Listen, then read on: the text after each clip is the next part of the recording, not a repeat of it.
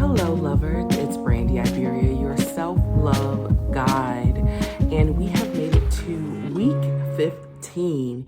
Y'all get excited. I say that every time because I want you to get more excited about how much time, how much energy, how much consistency that you're putting into loving you, right? I'm just your guide. I'm just a fly on the wall. Watching you learn and discover and grow in this beautiful process. And so week 15 is simply, let's just jump right in, is simply courting you, right? When you think about courting, you think about usually, honestly, people don't court. People don't court these days, let alone date. It just either kind of is. It's a Netflix and chill and now we go together, right? And so, but there was a time when wooing a woman and pursuing her was an art and it was a privilege. Right. And just because society changes doesn't mean that what you value has to. Right. And so when I started to think about the idea of courting, I love that idea. And I began to think, while I do want that from, a person that I would be involved with, why can't I court myself? Right? Why can't I woo myself? Like, who knows what I like more than I do, right? Other than God. Okay, of course, he knows because he's created us, right? In his likeness.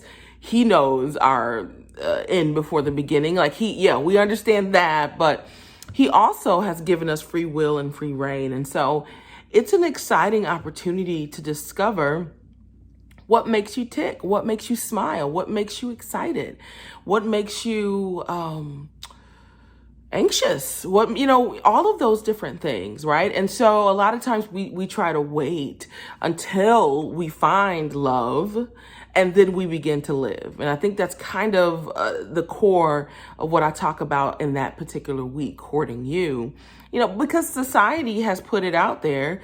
Every time you go into a restaurant, it's rare to see a table for one. It's usually a table for two. And so you're always feeling as though you're missing something.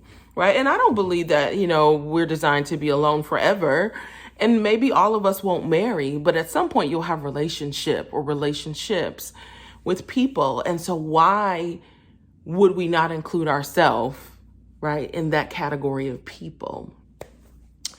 And so that being said, courting you, figuring out what works for you, what doesn't work for you. And you can go, you can go solo dolo and figure this out. You can travel with friends. And where I'm going with that is I actually recently went on a trip, just kind of a quick getaway in the middle of the week, right? Kind of trying to disrupt this whole burnout culture. And I went to a lavender garden, which was amazing. It was so beautiful. I watched the sunset, right? And all of these things, some of them felt very romantic in a sense. But what's interesting is just because you're alone, it doesn't mean that you can't enjoy these things. Right? Now, I was there and I kind of felt like, this might be nice to enjoy with someone else. But what if the someone else that you are expecting never comes? Does it mean that I can't watch a sunset? Right? If that's what I've discovered works for Brandy in this courting process, does that mean I can't go on an adventure, go swimming in a cove? Right?